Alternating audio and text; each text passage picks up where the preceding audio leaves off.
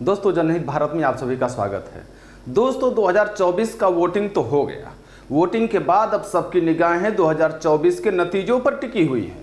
और अगर हम एग्जिट पोल पर ध्यान दें तो लगभग सभी एग्जिट पोल भाजपा के पक्ष में अनुमान व्यक्त कर रहे हैं। लेकिन कांग्रेस और इंडिया गठबंधन का मानना है कि यह एग्जिट पोल बेबुनियाद है और 4 तारीख को सच्चाई सबके सामने आ जाएगी।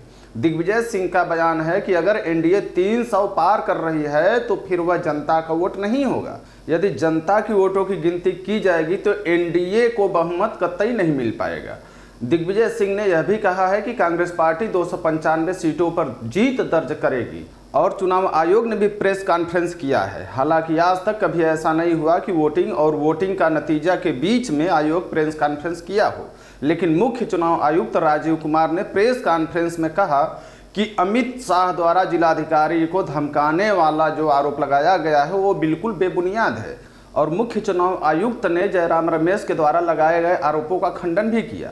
लेकिन देखा जाए तो 2024 के चुनाव में बहुत सारे मुद्दों को उठाया गया, जिनमें बहुत मुद्दे तो देश की जनता को केवल गुमराह करने के लिए उठाया गया था। वहीं इस चुनाव में धन बल की बात करें तो पिछले चुनाव के मुकाबले इस चुनाव में 10,000 करोड़ रुपया चुनाव आयोग द्वारा रिकवरी की गई है, जो पिछले चुनाव की तुलना में 3 गुना ज़्यादा था। क्या ऐसा नहीं माना जा सकता कि धीरे धीरे चुनाव में धन का वर्चस्व बढ़ता जा रहा है? वहीं द क्विंट के एग्जिट पोल में साफ साफ बताया गया है कि इस बार दलित और मुस्लिम वोट महागठबंधन के पक्ष में झुका हुआ है, जबकि पिछले बार यही एनडीए के पक्ष में था। ब्लूमबर्ग ने तो भारत के एग्जिट पोल पर ही सवाल खड़ा कर दिया। ब्लूमबर्ग ने एक लेख प्रकाशित किया है जिसमें कहा है कि भारत का एग्जिट पोल सच्चाई से अधिक शोर हो सकता है। इसमें बताया गया है कि प्रधानमंत्री नरेंद्र मोदी भारत के आम चुनाव में एक जबरदस्त जीत के लिए तैयार है। यह दावा तकरीबन हर एग्जिट पोल में किया गया है।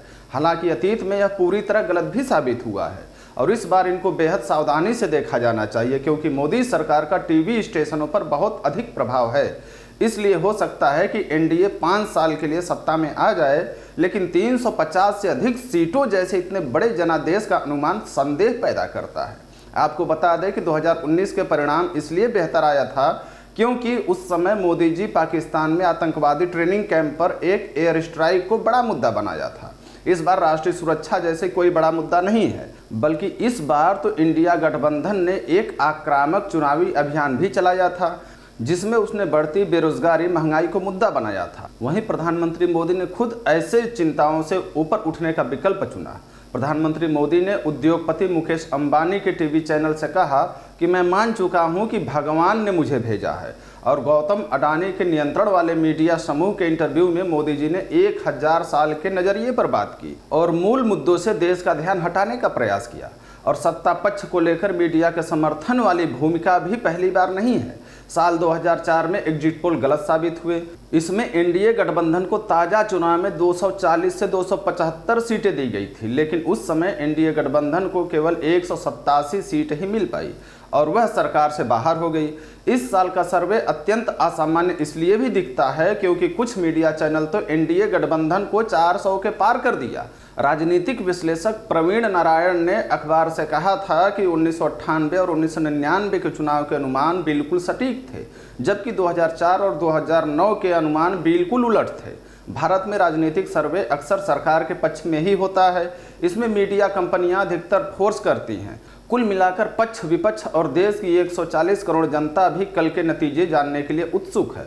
और चुनाव आयोग का मानना है कि जिस तरह से निष्पक्ष वोटिंग कराई गई है उसी तरह से निष्पक्ष गिनती भी कराई जाएगी। जबकि मल्लिकार्जुन खड़गे और विपक्ष के तमाम नेता अपने कार्यकर्ताओं और नेताओं को गंभीर और सतर्क रहने की चेतावनी बार बार दे रहे हैं। उनका कहना है कि वोटिंग काउंटिंग में धांधली की जा सकती है, इसलिए सबको सतर्क रहने की जरूरत है। धन्यवाद।